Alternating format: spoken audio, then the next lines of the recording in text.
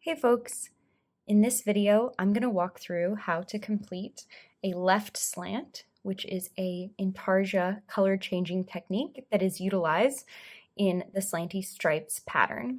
We have both left and right leaning color changes. This is a left slant and this one is a right slant. So we're going to go through how to do a left slant in this video.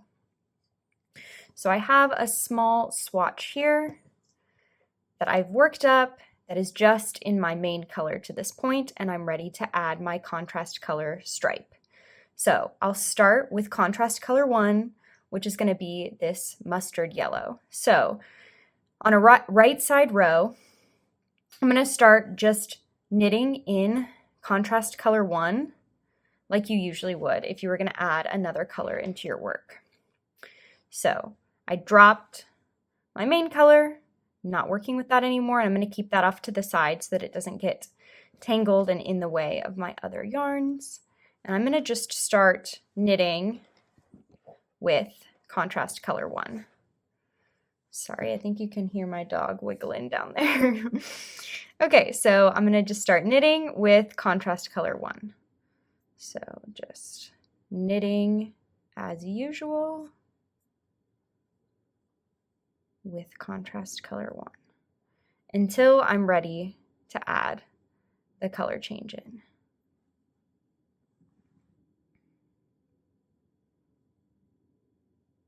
So I'll go a couple more stitches, and let's say here's where I'd like to put in the color change.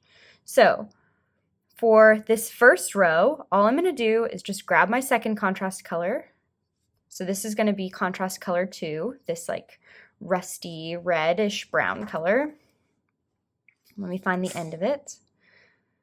And I'm going to leave contrast color 1 kind of off to the right and start with contrast color 2 on the left.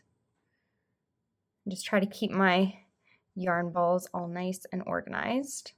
And then I'm just going to start knitting with contrast color 2.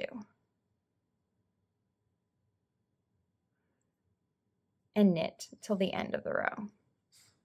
So there's my little tail.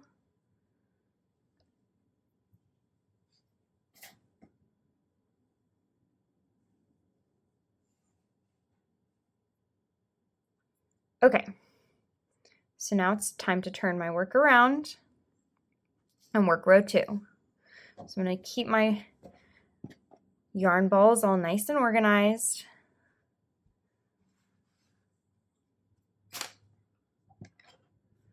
And then I'm going to pick up right where I left off with contrast color 2. And I'm going to start purling this row.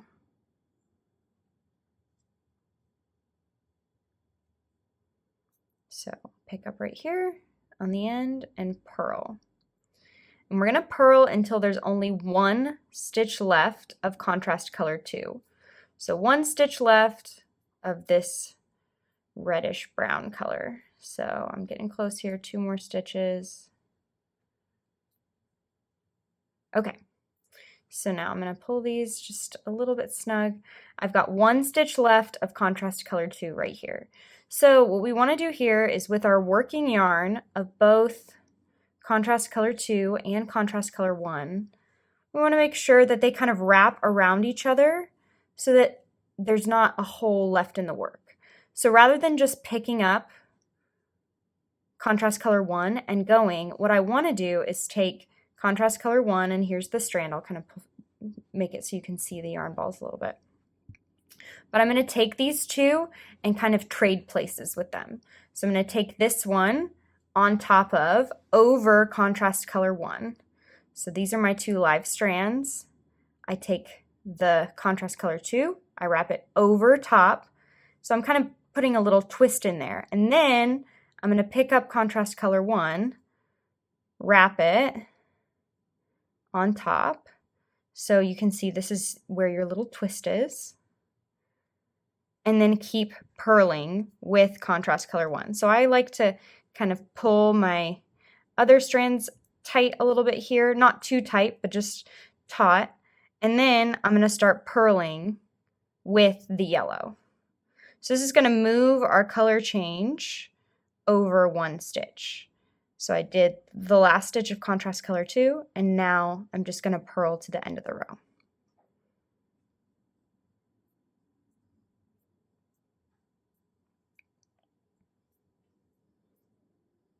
Oops, slipped off my finger there.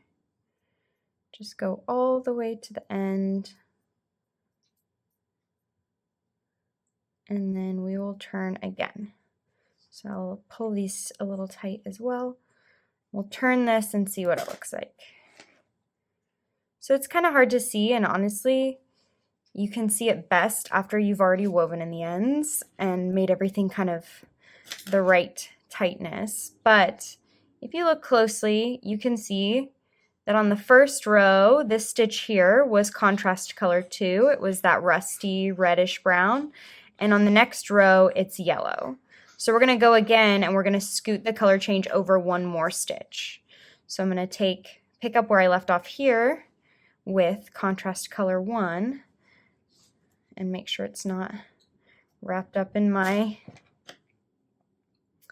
cord. So I'm going to knit. This is row 3 now. I'm going to just pick up here from the end and knit until I get to that color change. Pull this a little tight here. Knit until I get to the color change.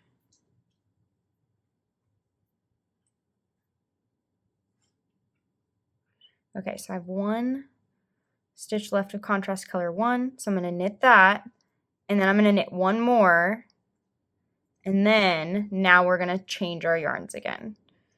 So you can see I moved the color change over one more stitch. So now with the yarns in the back, I'm still trying to keep my yarns all sorted. This one's kind of tangled up in my cord. Okay, so I have contrast color 1 off to the right, and I have contrast color 2 off to the left, and you can see here what it looks like from the back. So now what I want to make sure to do is wrap the two around each other again. So I'll take this one and pass it over the top of the other one. Take contrast color 1 over contrast color 2, and then grab the strand of contrast color 2, wrap it over the top so that they're kind of nestled with each other. So I may switch them again here just to make sure. And you can see, maybe I'll show it a little better, but you just made like a little cross with your two strands here. So now I'm going to keep going with contrast color 2. I'll keep knitting that one, and that'll fasten my two colors together. And that's it. You just repeat those last 2 rows that you did one more time, and then you'll have a left slant. And you can already see here the way that the color change is shifting right there.